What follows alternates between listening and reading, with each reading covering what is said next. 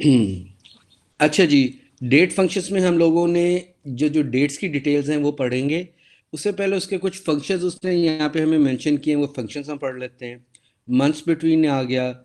जो दो डेट्स इसको गिवन होंगी, इस फंक्शन को हम देंगे दो आर्गुमेंट्स डेट्स के, तो ये उनके दरमियान नंबर ऑफ मंथ्स हमें रिटर्न कर देगा। अगर हम दो डेट्स को माइनस करते हैं तो वो नंबर ऑफ डेज में रिटर्न करते हैं। उसको अगर हम 30 पे डिवाइड कर लें तो उसका वही रिजल्ट होगा जो मंथ्स बिटवीन का रिजल्ट होगा। Add months, add calendar months to date.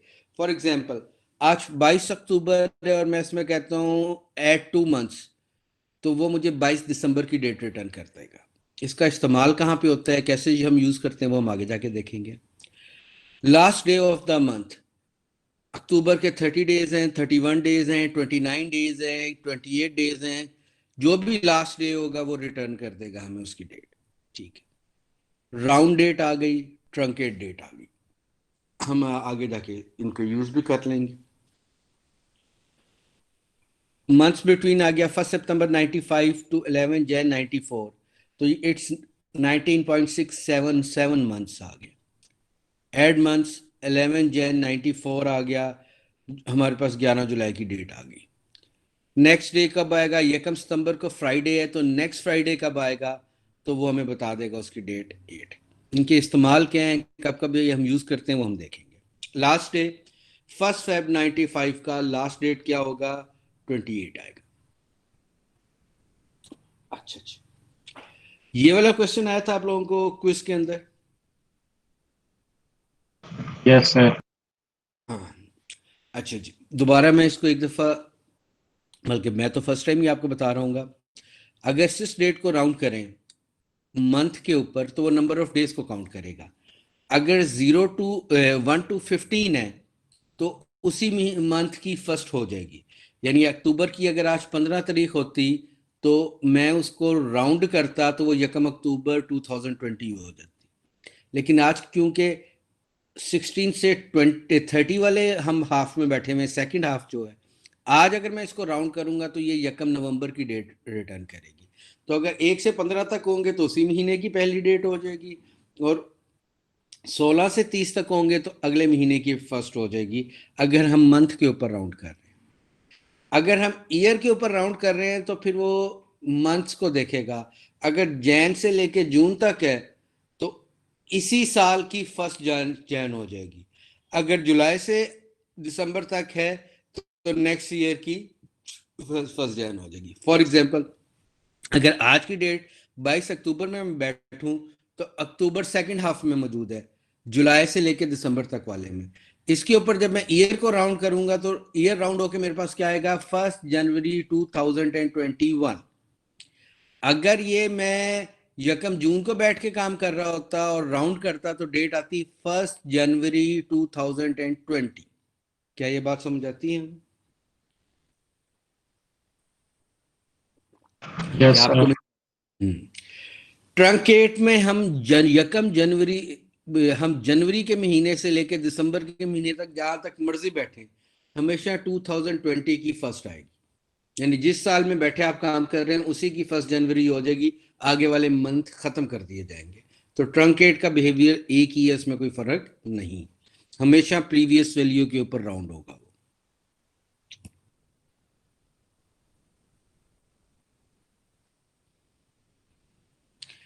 इसका कोई क्वेश्चन आया था हमारे पास डाटा टाइप कन्वर्ट करने का? No sir. अच्छा जी, ये इंटरेस्टिंग बात है। हमारे पास 3 फंक्शन होते हैं, टू करेक्टर, टू नंबर और टू डेट का। हम टू चार के फंक्शन से नंबर को करेक्टर में कन्वर्ट कर सकते हैं, फिर टू डेट के फंक्शन से करेक्टर को डेट में कन्वर्ट कर सकते हैं, फिर दोबारा टू चार के फंक्शन से डेट को किस में कन्वर्ट कर सकते हैं, करेक्टर में, फिर करेक्टर को टू नंबर के फंक्शन से किस में कन्वर्ट कर सकते हैं, नंबर से। इसका मतलब है नंबर और डेट दोनों करेक्टर में कन्वर्ट हो जाते हैं, और करेक्टर को डेट में भी किया जा सकता है और नंबर में भी किया जा सकता है। तो अगर हमें नंबर को डेट में करना है तो दो फंक्शंस लगेंगे, डेट को नंबर में करना है तब भी दो फंक्शंस लगेंगे, नंबर को करेक्टर में करना है सिर्फ टू चार का फंक्शन लगेगा, डेट को करेक्टर में करना है तब भी सिर्फ क्या करेगा, टू चार का फंक्शन लगेगा। तो हमारे पास ये वाली सिचुएशन बन जाती है। क्या आपको मेरी बात समझ आई है जो मैंने आपको बताई अभी?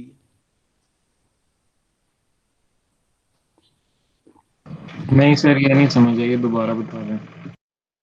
ये देखो, ये जो नंबर है, अगर मैंने इसे करेक्टर में कन्वर्ट करना है तो 2 4 का फंक्शन है। 2 4 का फंक्शन लगाऊंगा, करेक्टर में कन्वर्ट हो जाएगा। ये मोस्टली डाटे को डिस्प्ले करवाने के लिए हम इस्तेमाल करते हैं। नंबर है मेरे पास 20 मिलियन का।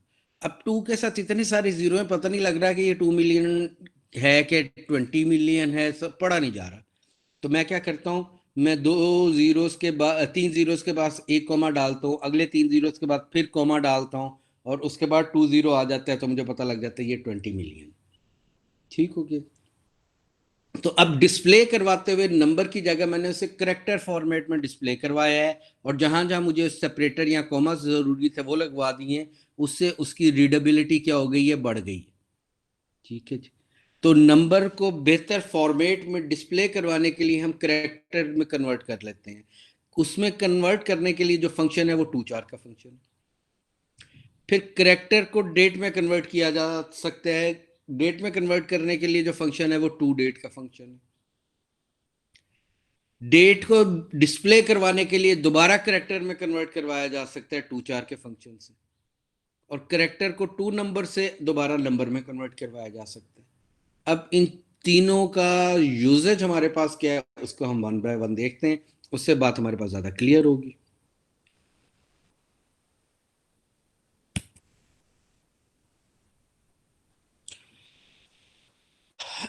ये वाली स्लाइड को ही पढ़ दीजिए एक दफा। Anyone from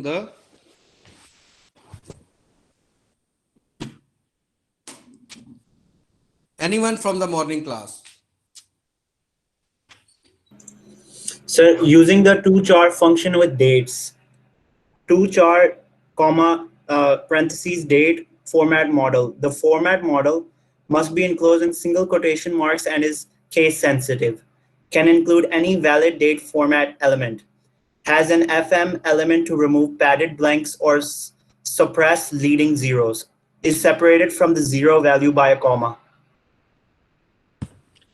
Haris, very good भाई। अच्छा Haris and all of the students, 2 4 model के हम बात कर रहे हैं। 2 4 में हम पहले देंगे वो डेट जिसको हम करेक्टर में कन्वर्ट करना चाह रहे हैं, और उसके बाद फॉर्मेट मॉडल बता देंगे। फॉर्मेट मॉडल के लिए ये ऑप्शंस अवेलेबल है।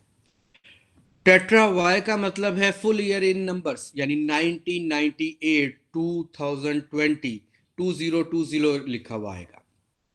ईयर, अगर ईयर को स्पेल आउट कर दूंगा तो फिर लिखा हुआ आएगा 2020, 220 आ जाएगा, 2021 आ जाएगा, 2022 आ जाएगा लिखा हुआ। यानी 2022 ये स्पेल आउट होगा हमारे पास। डबल एम में 2 डिजिट्स में मंथ नजर आएगा। मंथ पूरा लिख दोगे तो पूरा मंथ के स्पेलिंग डिस्प्ले होंगे। MON लिखोगे तो स्पेलिंग के पहले 3 कैरेक्टर डिस्प्ले होंगे। DY लिखोगे तो 3 कैरेक्टर्स डे के, first 3 characters of day display होंगे। डे अगर पूरा लिखोगे तो पूरा नाम डिस्प्ले होगा। DD लिखोगे तो न्यूमेरिक डिजिट में 2 डिजिट में वो क्या करेगा, डे डिस्प्ले करवा देगा।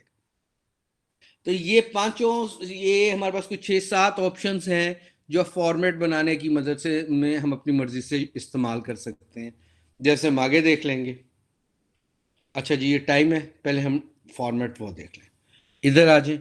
Select class name 2 jar hire date FM DDD month year as hire date.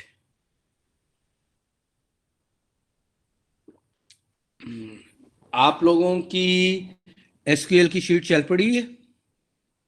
Yes sir, तो आज चल पड़ी थी, अभी चल रही है, आजकल चली है। चलें ठीक है, दैट्स गुड, चल पड़ी है, ये बड़ी अच्छी बात है। सर लेकिन अगर कोई क्वेरी हम रन करें तो कभी कभी वो कहता है IP एड्रेस नोट होना, ऐसे का एरर आ जाता है, फिर उसको रिफ्रेश करी जाए तो फिर चल जाती है।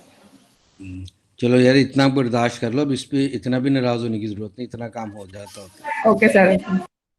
सर मेरी तो साइट ही ओपन नहीं हो रही। सर नहीं ओपन हो रही। अब सर आज पासवर्ड से आगे प्रोसीड नहीं हो रहा। आज करना ना और हो मैं- जाएगा और मैंने अभी रीलोड भी करा दोबारा फिर भी ओपन नहीं हो रही। यार तुम लोग ना दुखी ज्यादा रहते हो, मैंने हिसाब लगाया है, तुम खुश कम होते हो तुम लोग। अच्छा जी।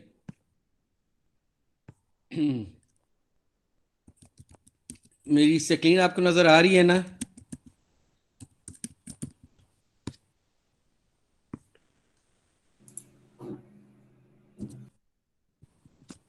स्क्रीन नजर आ रही है मेरी जो मैं टाइपिंग यस सर। तो यार मुझे बताओ ना कि 2 4 में 2 के स्पेलिंग में गलत कर गया हूँ। 2 4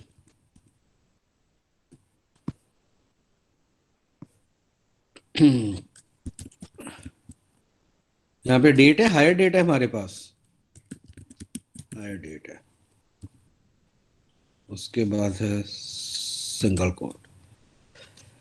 मैं क्या कहता हूँ डे, फिर मैं लिख देता हूँ MON, फिर मैं लिख देता हूँ ईयर। ठीक है, और उसके बाद मैं इसको बंद कर देता हूँ फ्रॉम एम्प्लॉय।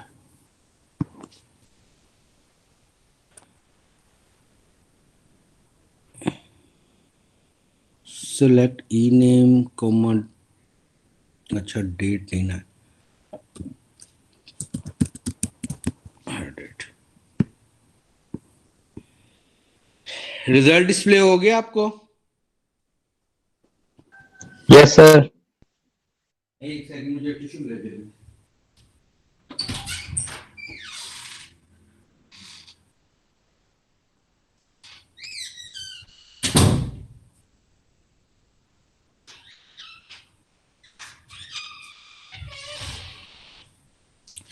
अच्छा जी, आप ये देखें, मैंने कहा है डे, तो डे पूरा लिखा हुआ आएगा, कोमा डाल के मैंने MON किया है तो मंथ जो है उसके पहले 3 कैरेक्टर्स डिस्प्ले होंगे। ईयर मैंने YEAR लिख दिया है तो पूरा ईयर स्पेल आउट हो रहा है। ये आपको समझ आ रही है बात? इसमें किसी को कोई बात जो समझ ना आई हो?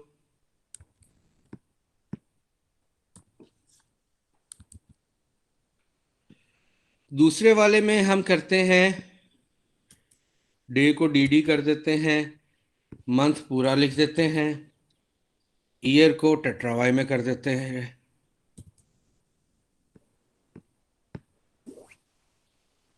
तो अब सेम डेट है, 2 फॉर्मेट में नजर आ रही है।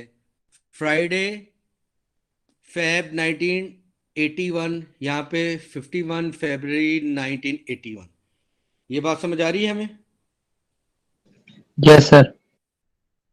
अब सेकंड वाली डेट के अंदर कुछ वैल्यूज इधर आ रही हैं जो डेट के अलावा भी हैं, जो यहाँ पे, अच्छा वो DD मैंने 3 कर दी है, सॉरी, वो इसलिए नजर आ रही है। ये देख रहे हैं आप,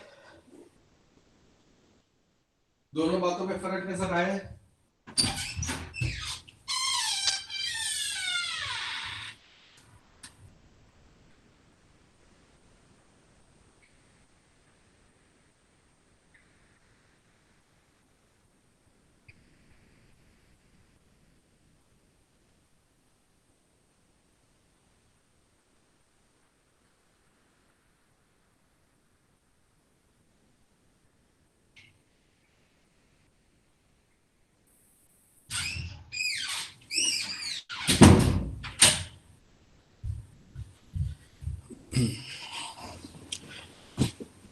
सॉरी, मुझे जाना पड़ा, मुझे टिश्यू को लेके आना था, तो मुझे टिश्यूज अब मिले हैं। अच्छा जी, इससे पहले वहां पे ना वो जो ये सिंटेक्स आपको देखते हैं उसमें FM भी पहले लगा देता है। FM करके भी मैं एग्जीक्यूट करूंगा तो रिजल्टेंट में फर्क कोई नहीं आएगा। FM का पर्पस क्या होता है, अगर इस डेट के लेफ्ट साइड के ऊपर कोई अननेसेसरी कैरेक्टर्स आपके पास डेट के साथ स्टोर हुए होते और हम चाहते हैं कि वो डेट के साथ डिस्प्ले ना हो, तो हम FM लगा देंगे। तो आपके पास साइडों पे पैडिंग 0 या स्पेसिस हो लेफ्ट साइड पे या राइट साइड के ऊपर, और आप उनको डिस्प्ले ना करवाना चाह रहे हो, तो आप FM साथ लगाते हैं। जनरली ये प्रॉब्लम ये आती है, तब आती है जब आप एक डेटाबेस में जो डाटा है वो मल्टीपल सोर्सेज से ऐड कर रहे हो। एक फॉर एग्जांपल ओरेकल की डेटाबेस से आ रहा है, एक सीक्वल की डेटाबेस से आ रहा है, एक माई सीक्वल वालों की तरफ से आ रहा है, तो उसमें हो सकता है कि फॉर्मेट में कुछ पैडिंग साइडों पे अवेलेबल हो, तो उसको ख़त्म करने के लिए हम एफएम को यूज़ करते हैं। क्या ये बात समझ आती है? Yes sir. इसका मतलब है कि हमारे पास जो भी पॉसिबल कम्बिनेशन हम बनाना चाहें, जो हमारे पास ये पिछला फॉर्मेट था, इसके किसी भी कम्बिनेशन को हम क्या कर सकते हैं, इस्तेमाल कर सकते हैं 2 4 के साथ। ये नंबर फॉर्मेट है। 2 4 नंबर को पहले हमने डेट को कन्वर्ट किया था करेक्टर में, अब हम नंबर को कर रहे हैं। 9 रिप्रेजेंट अ नंबर, 0 to 9 कुछ भी डिस्प्ले हो जाएगा। 0 जब लिखेंगे तो बाय फोर्स 0 ही आएगा। डॉलर साइन का मतलब है डॉलर एस करेंसी साइन आएगा। एल का मतलब है लोकल करेंसी साइन आ जाएगा। डॉट आ जाएगा और फिर क्या आ जाएगा, कोमा आ जाएगा। अब इसको अगर हम आगे देखें तो ये हमारे पास है सैलरी कैसे डिस्प्ले करवा रहा है, उसने 2 बाय फोर्स 0 प्लेस करवाए हैं जिसके साथ डॉट लगा दिए, उसके साथ 3 डिजिट्स हैं, फिर कॉमा है, फिर 2 डिजिट्स हैं और उसके साथ क्या है, करेंसी का साइन उसने लगा दिया। तो अब हमारे पास ये इसी तरह डिस्प्ले होगा। हम अगली स्लाइड इसको यहाँ पे करके भी देख लेते हैं।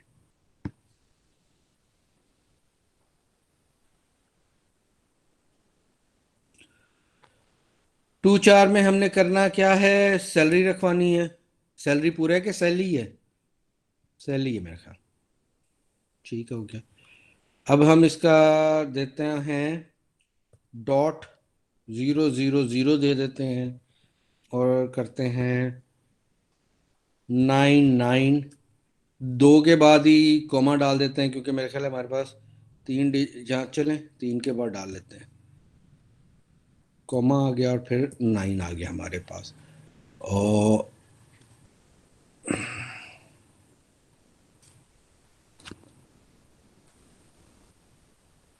नाइन, और फिर हम कर देते हैं एक और 9 कर लेते हैं और इधर आ जाता है।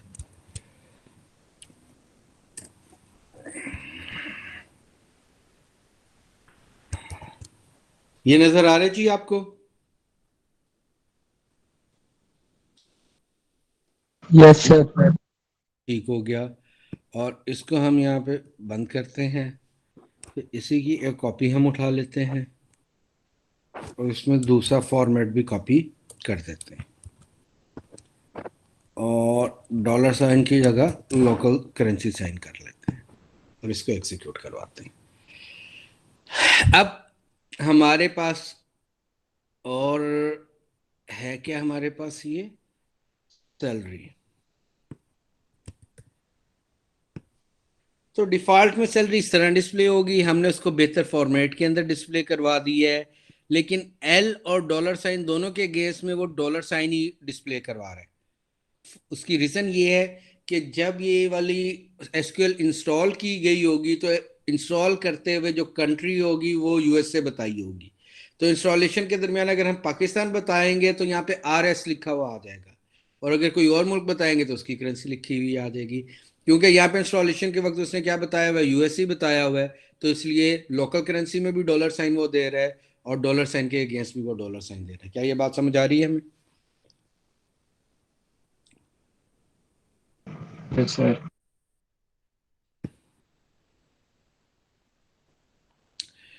2 नंबर फॉर्मेट आ गया हमारे पास, 2 डेट फॉर्मेट आ गया। अच्छा जी, अब डेट्स का हम ये थोड़ा सा देख लें, आर और वाई वाई फॉर्मेट।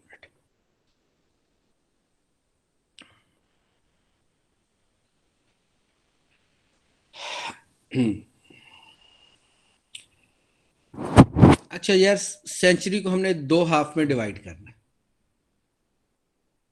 2020 में मैं बैठा हूं, मैं सेंचुरी के फर्स्ट हाफ में हूं कि सेकंड हाफ में हूं? फर्स्ट 0 से 49 तक फर्स्ट हाफ है तो मैं फर्स्ट हाफ में हूं, बिल्कुल ठीक हो गया।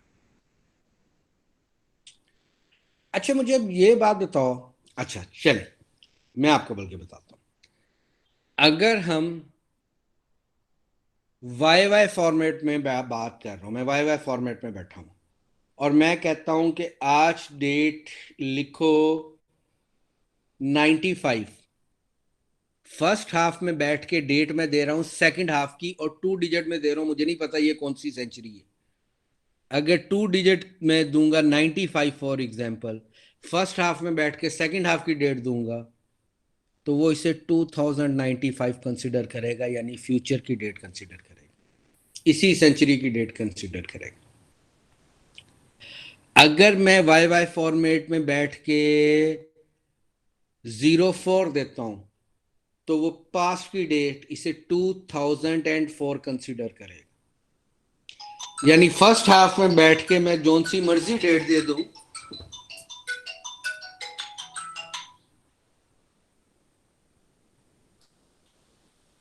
फर्स्ट हाफ में बैठ के मैं जोन सी मर्जी डेट दे दूं, वो उसको क्या कंसिडर करेगा?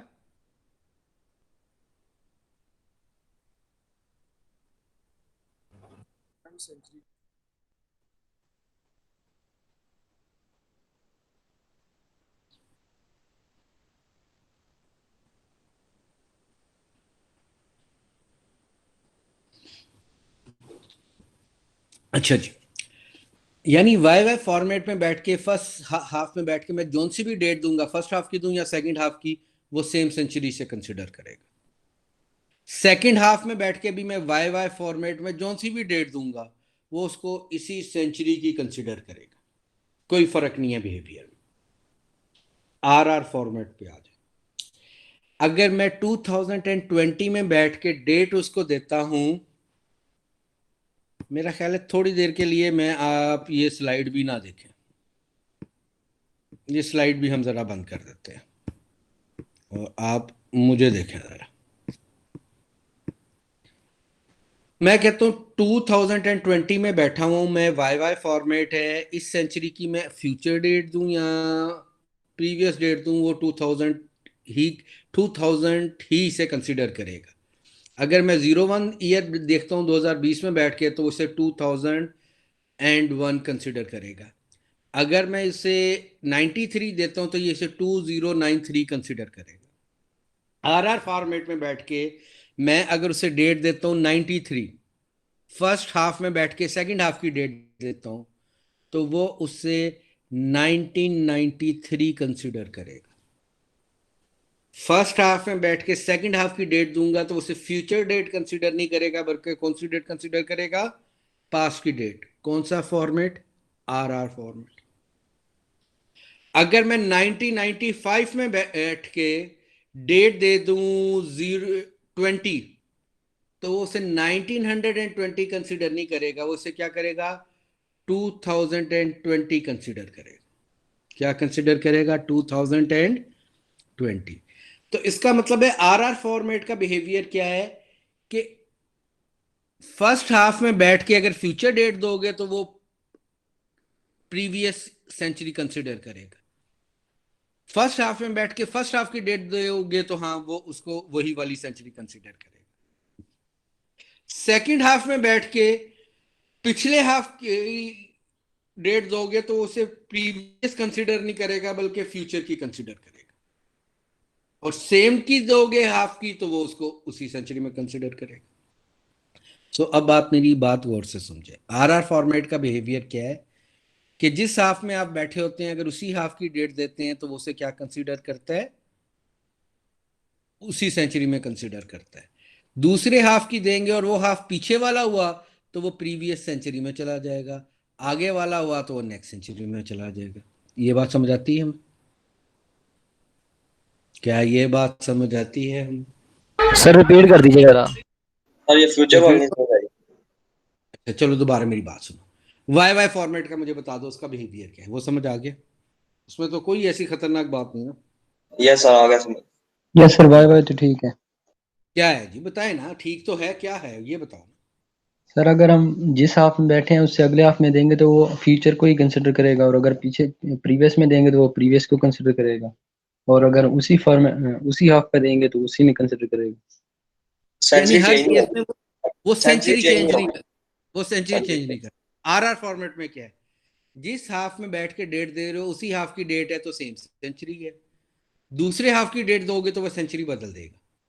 लाइक सेकंड हाफ में बैठा हूं मैं, अभी तो मैं फर्स्ट 2020 फर्स्ट हाफ में हूँ, फर्स्ट हाफ की डेट देंगे हम तो वो इसको यही सेंचुरी कंसिडर करेगा। हम सेकंड हाफ की डेट देते हैं तो वो उसे 2095 कंसिडर नहीं करेगा, वो बल्कि सेंचुरी बदल देगा, 1995 कंसिडर करेगा। दूसरा केस कर लेते हैं, मैं 1995 में बैठा हूं और मैं 20 डेट देता हूं तो उसे 1920 कंसिडर नहीं करेगा, नेक्स्ट सेंचुरी में ले जाएगा, 2020 कंसिडर करेगा। तो जैसे ही आरआर फॉर्मेट में आप क्या करते हैं, आप हाफ चेंज करते हैं तो वो सेंचुरी भी चेंज कर देता है। आप हाफ चेंज करते हैं वो क्या कर देता है, सेंचुरी भी चेंज कर देता है। क्या ये बात आपको समझ आ रही है? चले, ये वाला पोर्शन दोबारा सुन लीजिएगा, ये इस्तेमाल भी बहुत कम हम लोगों ने करना है, लेकिन we should have a good idea कि 2 डिजिट में हमने स्टोर करवाना हो तो उसको डील कैसे करते हैं। इसको दोबारा सुनने आपने, नेक्स्ट क्लास के अंदर हम इस पर फिर क्वेश्चन करेंगे। अभी हम आगे चलते हैं अपने अगले काम की तरफ। सिंगल रो फंक्शन आ गया। अच्छा अच्छा, नल का फंक्शन, हमारे पास एक फंक्शन आता है वो क्या करता है, सर आपकी स्क्रीन शेयर नहीं हो रही।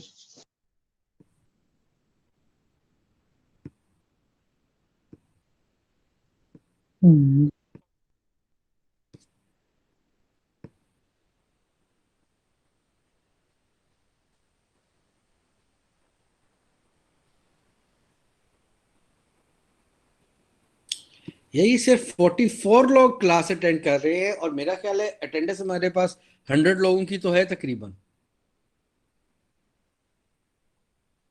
Yes sir. अच्छा चलो लगाते हैं आज attendance. Select class name NVR 2 manager ID no manager. Null का फंक्शन क्या करता है, ये कहता है आपने जहां पे जो डिस्प्ले करवाना है ना वहां पे वो डिस्प्ले करवा दे, जहां पे नल मिलेगा वो डिस्प्ले करवा देगा। अब मैं कह रहा हूं कि जहां पे मैनेजर आईडी नहीं मिलती वहां पे नो मैनेजर डिस्प्ले करवा दो। प्रॉब्लम क्या है, मैनेजर आईडी न्यूमेरिक है, न्यूमेरिक की जगह करेक्टर डिस्प्ले नहीं हो सकता। तो मैंने नल के फंक्शन के अंदर पहले 2 का फंक्शन लगाया और वहां पे मैनेजर आईडी को नंबर से किस में कन्वर्ट कर दिया, करेक्टर के अंदर, और उसके बाद वहां पे डिस्प्ले क्या करवा दिया, नो मैनेजर। अब जब डाटा आएगा हमारे पास तो जिस जिसका मैनेजर नहीं होगा वहां पे क्या लिखा हुआ आ जाएगा, नो मैनेजर। क्या ये बात समझ आती है? जी कर दे चाहिए। ठीक हो गया। अच्छा जी, हमारे पास ये नल कॉल्स है, क्या इफ देन एल्स कंडीशन, ये है केस प्रोग्राम, ये हमने नहीं करने। ये टीएस आपको अगर कोई एक आधा क्वेश्चन करवा देंगे उसमें तो करवा देंगे, उसकी रीजन ये है डी कोड और इफ एल्स और डी कोड ये सारे के सारे जो है ये जर्नल फंक्शंस में नहीं आते, ये ओरेकल स्पेसिफिक हो जाते हैं। तो ये अब वो आपको लैब में करवा देंगे अगर रिक्वायर्ड हुआ, वरना हम इनको नहीं करेंगे, हम यहीं तक रखेंगे। सर एक क्वेश्चन Third क्विज में भी आया था।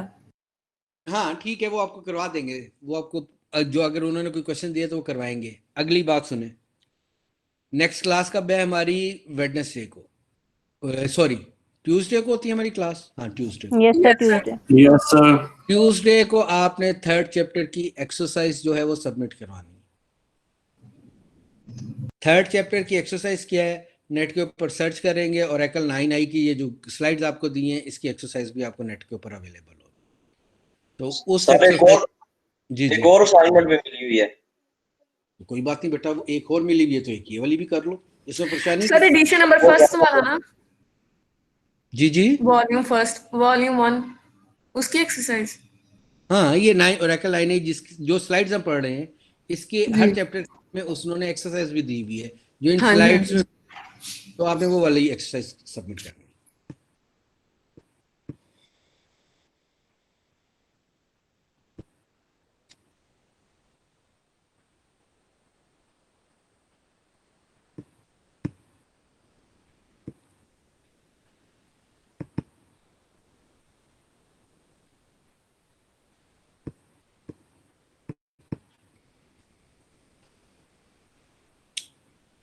स्क्रीन नजर आ रही है मेरी आपको? Yes sir. अच्छा जी, ये अब जॉइंट्स को हम पढ़ने लगे हैं, displaying data from multiple tables. इंतहाई आसान टेबल चैप्टर है, इसको एक नज़र देख लें। कोई आफ्टरनून में से पढ़ दे इसको।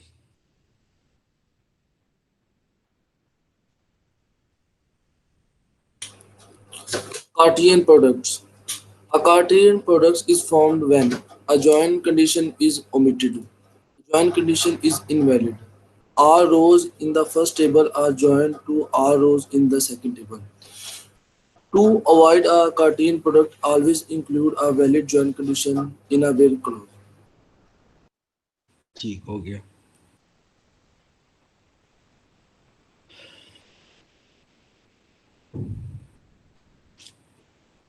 ये हमारे पास उसने एक ज्वाइन लगाया हुआ है, ठीक हो गया। और ये वाली स्लाइड भी मैं आपको नहीं पढ़ा रहा, मैं आगे आ गया। ये वाली स्लाइड ठीक है। अब देखो उसने क्या किया है, उसने कहा यार ये जो फ्रॉम में एम्प्लॉयज और डिपार्टमेंट है, इनको निकनेम दे दिए, these are called alias. Employee का नाम रख दिया ई, डिपार्टमेंट का नाम रख दिया डी। फायदा क्या होगा, एट्रीब्यूट से पहले जब टेबल का नाम देना होगा तो मुझे पूरे टेबल का नाम टाइप नहीं करना पड़ेगा, मुझे क्या टाइप करना पड़ेगा, सिर्फ एलियस। तो क्यूरी लिखना आसान हो जाता है। क्या ये बात समझ आती? क्या ये बात समझ आती है? Yes sir. सर यही पिछली जो दो सर पिछली जी दो जी सेमन में यही तो था, मतलब जॉइंस वगैरह। हाँ, लेकिन फॉर्मली ज्वाइंस हमने पढ़े नहीं थे, और कुछ चीज़ें और भी हैं जो नहीं पता लगेंगी। इसमें परेशान होने वाली बात नहीं है, क्योंकि हम ज्वाइंस को थ्योरेटिकली पढ़ाए थे, इसलिए हमें आइडिया था, इसलिए हमने एसक्यूएल में पहले दिन ही आपको कहा कि आप ज्वाइन कर लें। लेकिन ज्वाइन ऑफिशियली हम आज पढ़ने लगे, ठीक है। सो इक्वी ज्वाइन हमारे पास आ गया, कुछ नहीं बता रहा उसमें, हमें तो पता है ऑलरेडी इक्वी ज्वाइन क्या होता है, वो हमारे पास आ गया। E dot department I D is equal to D dot department I D. 2 tables के ज्वाइन लगाने हो, 3 टेबल्स के लगाने हैं जो तो को जोड़ के डिस्प्ले करवाने हैं, तो कितने ज्वाइन लगेंगे? 2 joins. 2 ज्वाइंस लगेंगे। सैलरी वाला ज्वाइन और एम्प्लॉय और जॉब ग्रेड्स का ज्वाइन है क्या? Salary is between low sal and max sal. बिल्कुल ठीक है, ये उसने बता दिया। सो हमें इक्वी ज्वाइन का भी पता लग गया, हमें किसका भी पता लग गया, नॉन इक्वी ज्वाइन का, जो ऑलरेडी हम करते आ रहे हैं, कोई प्रॉब्लम वाली बात नहीं। अब बात है आगे, अब हमारे पास वो ज्वाइंस आ रहे हैं जिनका हमें पता नहीं है। सर ये डॉट के बगैर भी तो हमारी क्यूरी रन हो जाती है ना? बिल्कुल हो जाती है, इसमें फ़र्क क्या है? क्यूरी प्रोसेसर जो होता है उसे नहीं पता कि एम्प्लॉय आईडी कहाँ पे पड़ा हुआ है। वो क्या करेगा, वो दोनों टेबल्स में एम्प्लॉय आईडी को ढूंढेगा। अगर उससे पहले प्रीफिक्स के अंदर हम अपना टेबल का नाम लिख देंगे, यानी ई डॉट एम्प्लॉय आईडी कर देंगे, तो उसे पता होगा कि यार एम्प्लॉय के टेबल में एम्प्लॉय आईडी पड़ा है, मैंने इसको सैलरी ग्रेड में और डिपार्टमेंट में नहीं ढूंढना। तो इससे क्यूरी की एफिशिएंसी बेहतर हो जाती है। यस सर, सही। क्यूरी की एफिशिएंसी, हम क्यूरी लिखना लंबा हो जाता है लेकिन क्यूरी चलने में एफिशिएंट हो जाती है। अच्छा जी, अब आप मुझे बात, मैं कहता हूँ मेरे पास है 5 departments, department number 10, department number 20, 30, 40। मैं कहता हूँ यार मुझे हर डिपार्टमेंट्स और 50, मैं कहता हूँ हर डिपार्टमेंट के मुझे ना एम्प्लॉयज दिखा दो, और अगर उस डिपार्टमेंट में कोई भी एम्प्लॉय नहीं तो वो डिपार्टमेंट भी डिस्प्ले हो, बेशक उसमें एम्प्लॉय कोई ना हो। तो डिपार्टमेंट नंबर 50 मेरे पास ऐसा डिपार्टमेंट है जिसमें कोई एम्प्लॉय हायर ही नहीं किया मैंने, लेकिन मैं चाहता हूं कि वो वाला डिपार्टमेंट डिस्प्ले हो और उसके आगे नल वैल्यू आ जाए, क्योंकि उसमें कोई एम्प्लॉय नहीं है तो उसके आगे क्या आ जाए, नल आ जाए, लेकिन वो डिस्प्ले जरूर हो। अब ये काम इक्वी ज्वाइन में नहीं हो सकता। क्या मैं अपनी बात आपको क्लियर कर पाया हूं? मैंने क्या Yes. कहा कि 5 डिपार्टमेंट है, 20 एम्प्लॉयज मैंने हायर किए हैं, वो पहले 4 डिपार्टमेंट्स में है। डिपार्टमेंट नंबर 50 में 5वें डिपार्टमेंट में कोई एम्प्लॉय नहीं है। मुझे रिपोर्ट मांगी गई है कि सारे डिपार्टमेंट्स दिखाओ, उनमें मौजूद एम्प्लॉयज दिखाओ, और अगर कोई एम्प्लॉय काम नहीं करता तो वो खाली आ जाए। अब ये काम इक्वी ज्वाइन में होना मुमकिन नहीं, इसके लिए हमें आउटर ज्वाइन लगाना पड़ना है। क्या लगाना पड़ना है? Outer join. इस क्यूरी को मैं उल्टी तरह से भी बोल सकता हूँ। मैं कहता हूँ मेरे पास 20 एम्प्लॉयज हायर हुए हैं, 15 एम्प्लॉयज को मैंने डिपार्टमेंट्स एलोकेट कर दिए हैं, 5 एम्प्लॉयज हायर तो कर लिए हैं, उन्हें अभी डिपार्टमेंट्स एलोकेट नहीं किए। तो वो वाले 5 एम्प्लॉयज दिखा दें जिनके डिपार्टमेंट एलोकेट नहीं है, जिनके एलोकेट हैं उनके डिपार्टमेंट भी दिखा दें, जिनके एलोकेट नहीं है उनके डिपार्टमेंट नल आ जाए मगर वो लिस्ट दिखा दे।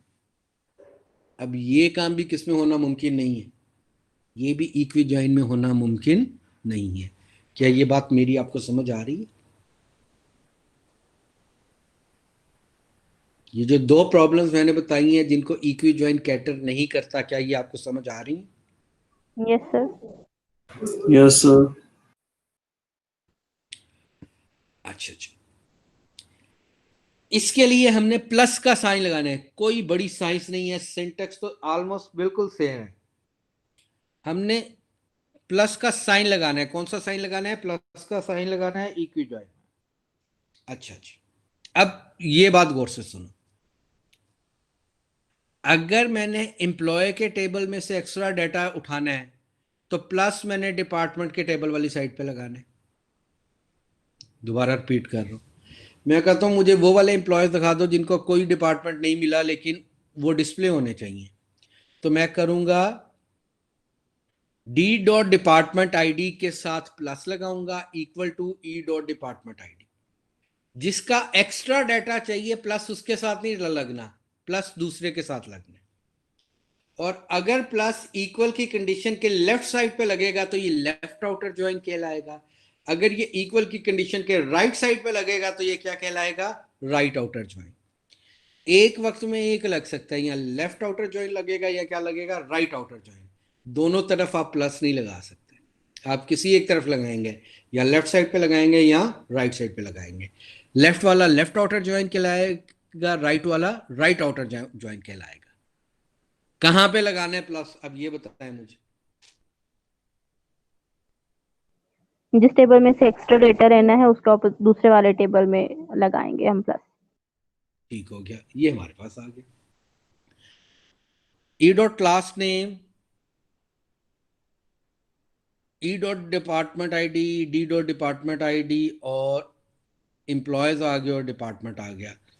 अब एक्स्ट्रा डाटा कहां से आ रहे हैं? डिपार्टमेंट से। वहां से डिपार्टमेंट नेम हम डिस्प्ले करवा रहे हैं कॉन्ट्रैक्टिंग का, उसके अगेंस्ट एम्प्लॉय डिपार्टमेंट में से कोई डाटा नहीं आ रहा, लेकिन प्लस एम्प्लॉय के टेबल के साथ ही लगेगा। प्लस कहां लगेगा? एम्प्लॉय के टेबल के साथ ही। क्या ये क्यूरी में आपको टाइप करके दिखा दूं कि इसकी जरूरत नहीं है? Yes, sir. हाँ, मेरा ख्याल है सिंपल सिंटेक्स है, कोई ऐसे इशू वाली बात नहीं। Beautiful query. चलें पूरा वापस आ जाए हम जरा। मेरी बात सुने गौर से। अब हमारे पास एम्प्लॉय के टेबल में मैनेजर आईडी है। एम्प्लॉय के टेबल में क्या है? Manager ID. अब वो मैनेजर आईडी जो है वो भी एम्प्लॉय आईडी ही है। वो भी क्या है? एक एम्प्लॉय की आईडी है। एम्प्लॉय आईडी 1 आ गया, 2 आ गया, 3 आ गया, 4 आ गया, 5 आ गया। 2, 3, 4 का मैनेजर 1 है तो उसके मैनेजर आईडी में 1 आ जाएगा। 5, 6 का मैनेजर 2 है तो उसके मैनेजर आईडी में 2 आ जाएगा। इसका मतलब है मैनेजर आईडी जो भी है उसका एम्प्लॉय होना जरूरी है। इसका क्या मतलब हुआ? मैनेजर आईडी में जिसकी भी आईडी आएगी उसका एम्प्लॉय होना जरूरी है। तो टेक्निकली ये हुआ क्या है? टेक्निकली ये प्राइमरी की फॉरेन की रिलेशनशिप है। ये कौन सा रिलेशनशिप है? प्राइमरी की और फॉरेन की का रिलेशनशिप है। सो फर्क क्या है? विद इन अ टेबल, एक ही टेबल के अंदर एक प्राइमरी की है और दूसरी क्या है? फॉरेन की है। इसको हम क्या कहते हैं? Self join. इसको हम क्या बोलते हैं? Self join. अब मैं हिंट आपको दे रहा हूं, क्यूरी आपने लिखनी है। मैं कहता हूं मुझे हर एम्प्लॉय का नाम बता दो और उसके मैनेजर का नाम बता दो, या यूं कर दो, Farhan works for king, Imran works for king, इस तरह जुमला लिखा हुआ आ जाए। पहले क्या आएगा? एम्प्लॉय का नाम आएगा और फिर क्या आएगा? उसके मैनेजर का नाम आएगा। और स्टेटमेंट कैसे डिस्प्ले होनी चाहिए? Farhan works for king. ठीक हो गया जी। हिंट सुन लो अब क्या है। आपने एम्प्लॉय के टेबल का एक एलियस रख देना है वर्कर, दूसरा एलियस रख देना है मैनेजर, यानी फ्रॉम में एम्प्लॉय 2 दफा दे देना है, एम्प्लॉय उसका नाम वर्कर, कॉमा एम्प्लॉय उसका नाम मैनेजर, और एक को मैनेजर कंसिडर कर लेना है, एक को वर्कर का टेबल कंसिडर कर लेना है। ज्वाइन लगाएं और ये वाली क्यूरी का रिजल्ट मुझे बताएं, जल्दी करें, इस क्यूरी का रिजल्ट मुझे बताएं, मीनवाइल मैं आप लोगों की अटेंडेंस लगा दूं।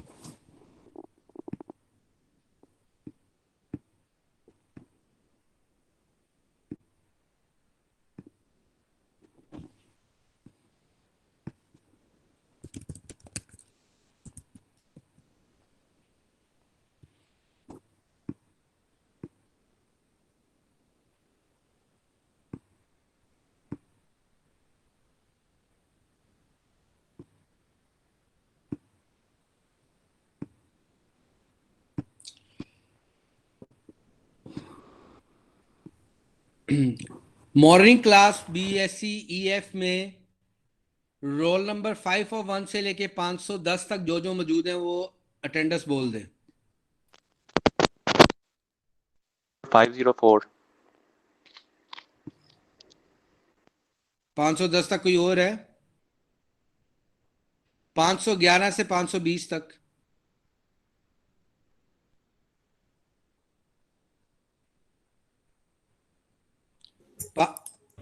सर 520 प्रेजेंट है।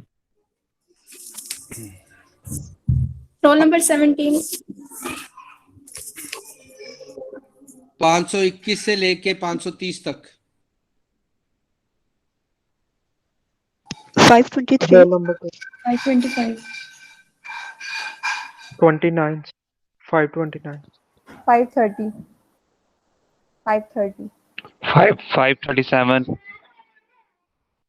537 537 कौन है? 531 537 कौन है? मैं सर अहमद।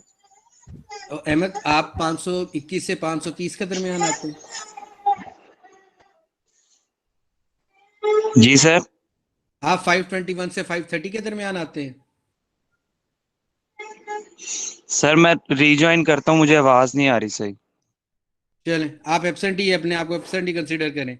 531 से लेके 540 तक। 536 536 536 536 539 हो गया जी। 531 बेटा आयशा, आपने भी पहले बोल लिया था, आपकी भी अटेंडेंस नहीं लगेगी। 540 जी से सर मैं 550 के 537 540 से 551 के दरमियान। सर 543 प्रेजेंट 545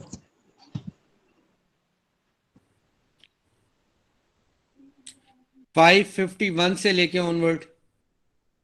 557 54 555 जी सर 502 मेरा इंटरनेट अभी ड्रॉप हुआ है, मेरा लैपटॉप स्टॉक हो गया था, अभी मैंने मोबाइल से ज्वाइन किया। ठीक है। 531 और 537 की मैंने नहीं लगाई, ये टाइम से पहले बोले थे, तो आप दोनों नेक्स्ट टाइम एहतियात करें तो फिर आपकी नेक्स्ट टाइम लगा देंगे।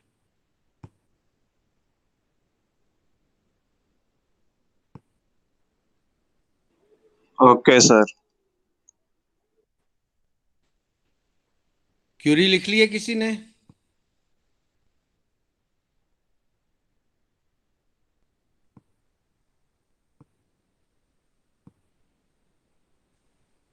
क्यूरी लिखी है किसी ने?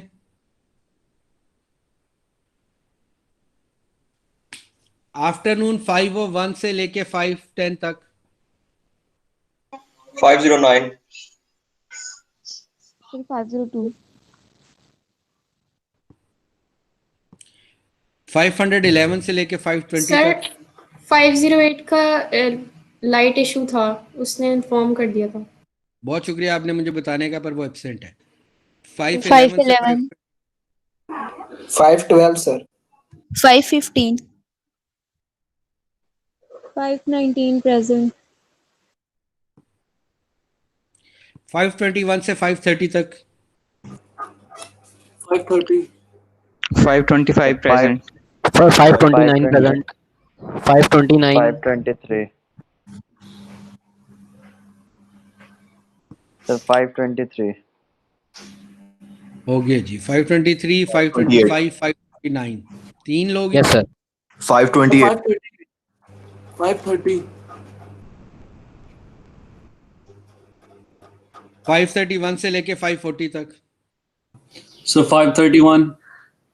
sir 535 530. Sir, 533. 540. sir 530 539. ओके 541 से लेके एंड तक जो भी हैं। 545 542. Sir, I drop 538.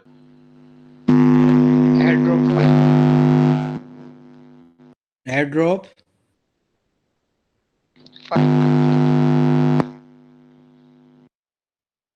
I drop 538. 538 हो गया। कोई और भी एयर ड्रॉप बोल रहा था, उसकी आवाज नहीं आ रही। Yes sir, air drop 516 modelling section में।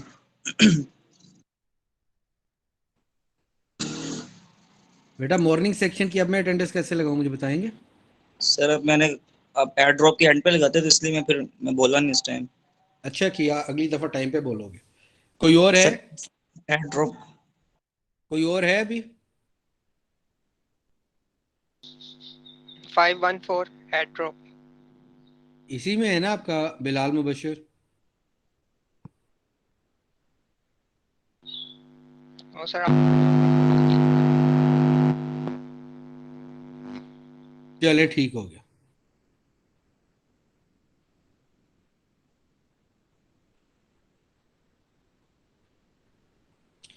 फाइव 1 4 बेटा बीसीएस का है, बीआईटी का है, 17 का है, 14 का है, कौन सा है एयर ड्रॉप आपका? BCS का। सर बीसीएस के कौन से का बेटा?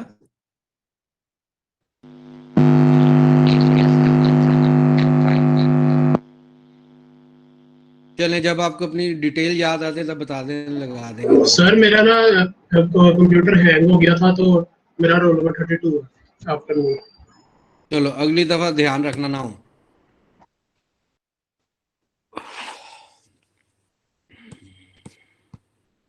अच्छा जी, क्यूरी किसने की है?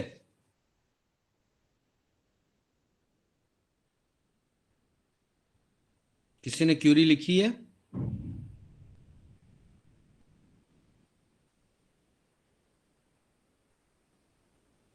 हाँ जी,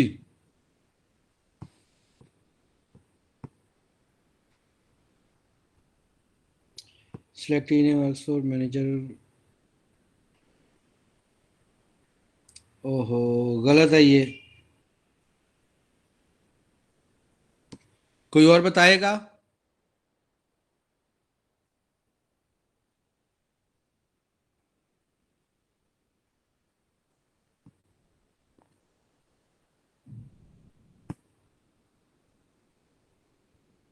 ये हमारे पास क्यूरी आ गई है। स्क्रीन मेरी शेयर है आपको कि नहीं अभी? No, sir. No, sir.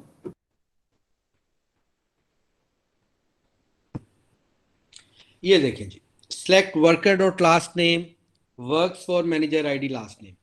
Employees के एक टेबल का नाम वर्कर कर दिया, एम्प्लॉयज के दूसरे टेबल का नाम मैनेजर कर दिया, दो एलियस ले लिए इसके। अब मैंने कहा वर्कर के टेबल में जो मैनेजर आईडी है वो मैनेजर के टेबल में एम्प्लॉय आईडी के बराबर होना चाहिए। Very logical. वर्कर के टेबल का मैनेजर आईडी मैनेजर के टेबल में किसके बराबर होना चाहिए? एम्प्लॉय आईडी का। तो ये हमारे पास क्यूरी सक्सेसफुली रन हो जाएगी। क्या यू गॉट माई पॉइंट? ये बात समझ आ रही है आप लोगों को? Sir yes sir. दोबारा रिपीट कर रहा हूँ। वर्कर के टेबल में मैंने दो टेबल बना लिए। एम्प्लॉय के एक टेबल का नाम मैंने वर्कर रख दिया, दूसरे का नाम मैनेजर रख दिया।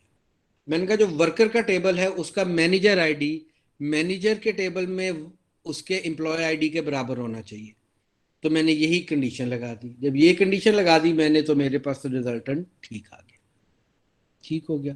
सो एक ही टेबल को मैं एज टू टेबल्स डील कर रहा हूँ। टेबल की एक कॉपी का नाम मैंने वर्कर रख दिया है, दूसरी कॉपी का नाम क्या रख दिया है, मैनेजर रख दिया है, और फिर अकॉर्डिंगली मैंने लॉजिक अप्लाई करके अपना अक्वायर्ड रिजल्ट निकाल लिया। तो अब हमारे पास equi join, non equi join के बाद left outer join, right outer join और सेल्फ ज्वाइन, ये 3 नए ज्वाइंस हैं जो हम लोगों ने आज पढ़े हैं, जो इससे पहले हमने नहीं पढ़े हुए। ठीक है, क्या ये समझ? सर ये जो सेलेक्ट के अंदर 2 लाइंस हैं सर, ये किस लिए यूज हुई हुई है? इनको कॉन्कैटिनेशन साइन बोलते हैं। क्या बोलते हैं? Concatenation sign. ये सेंटेंस बनाने के लिए लेटर्स को, करेक्टर्स को और वर्ड्स को ना क्या करते हैं, इकट्ठा करके डिस्प्ले करवाते हैं।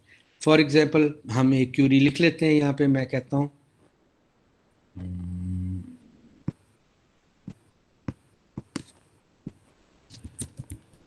select e-name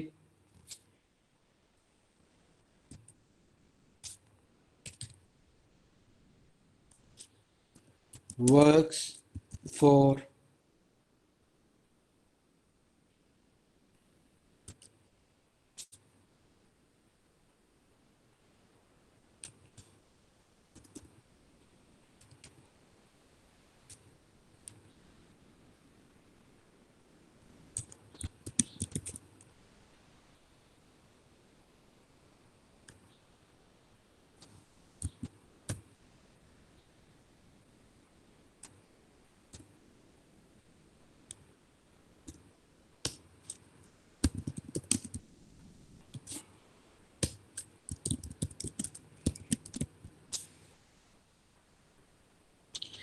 ये एम्प्लॉय के एक टेबल का नाम मैंने रख दिया W, दूसरे का नाम मैंने रख दिया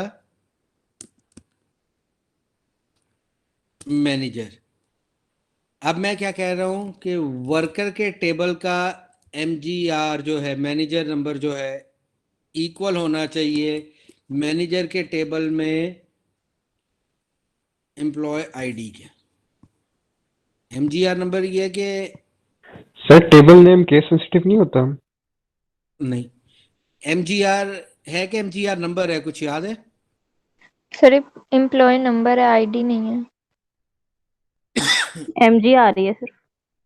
MGR ये एम्प्लॉय नंबर है। तो ये हमारे पास डिस्प्ले हो गया।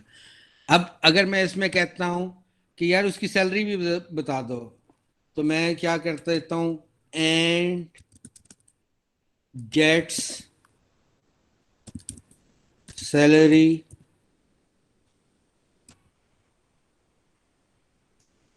आगे मैं क्या करता हूं, सेल लिख देता हूं।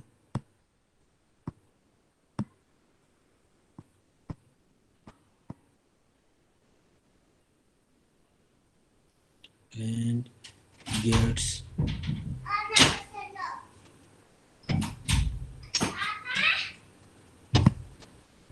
सर सेल के साथ टेबल नहीं बताया है। सैलरी का ज्वाइन है। सॉरी, वो पीछे बताना पड़ेगा कि ये एम्प्लॉय में सैलरी मांग रहा हूँ कि वर्कर में से मांग रहा हूँ। तो टेबल का नेम, क्योंकि सैलरी दोनों टेबल्स में पड़ी हुई है, इस वजह से नहीं आया। एक सेकेंड,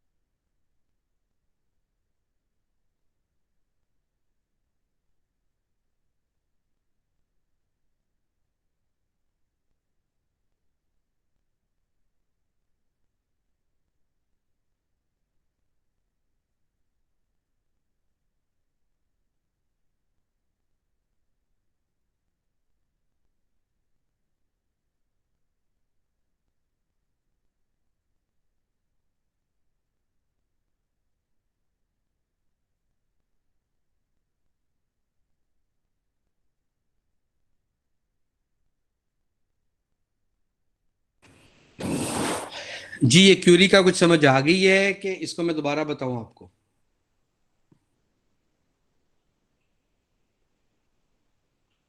जी आगे समझ सर। चले, ये आगे 1999 वाले सिंटेक्स है, सेम सारे जॉइंस जो हैं अगले दूसरे सिंटेक्स के साथ भी है। ये वाला सिंटेक्स हमने नहीं करना, हमने यहीं तक इसको रखना है। इसकी भी एक्सरसाइज आपने सबमिट करवानी है। सो थर्ड चैप्टर और फोर्थ चैप्टर की एक्सरसाइज आप लोगों ने सबमिट करवानी है। फिफ्थ और सिक्स चैप्टर है, नेक्स्ट क्लास में इंशाल्लाह हम आपको वो दोनों चैप्टर्स दे देंगे, और मे भी उसकी रिकॉर्डिंग करवा के हम रखवा दें और वो आपको यूट्यूब के ऊपर देख लेंगे। क्योंकि अगर आपकी लैब मंडे को नहीं हुई और लेक्चर हमारा ट्यूसडे को हुआ तो हम रिकॉर्डिंग्स इसकी रखवा देंगे, फिर लेक्चर टाइमिंग के अंदर हम क्वेश्चन आंसर सेशन कर लेंगे इसका। ठीक है जी, चले, थैंक यू। आप लोगों का थर्ड और फोर्थ चैप्टर हो गया, इसकी एक्सरसाइज आपने सबमिट करवानी है, टीएस को मैं इन्फॉर्म कर दूंगा, उन्हीं को आप लोग। सर आफ्टरनून की हो रहा है, कल जो एक्सेस नहीं हो रही है एसक्यूएल। मॉर्निंग की हो रही है, पता नहीं। अच्छा चले, हो जाएगी। मैं आप लोगों को इशू है तो आपने अपने जो सीआर्स हैं वो अपने जो टीएस हैं उनको इन्फॉर्म करना है। उनको मैंने नेटवर्क एडमिनिस्ट्रेटर का बता दिए, वो उनसे बात करके कर लेंगे, तो होपफुली वो चल पड़ेगी। अगर नहीं भी चल रही तो चल पड़ेगी जिन लोगों की नहीं चल रही। शुक्रिया।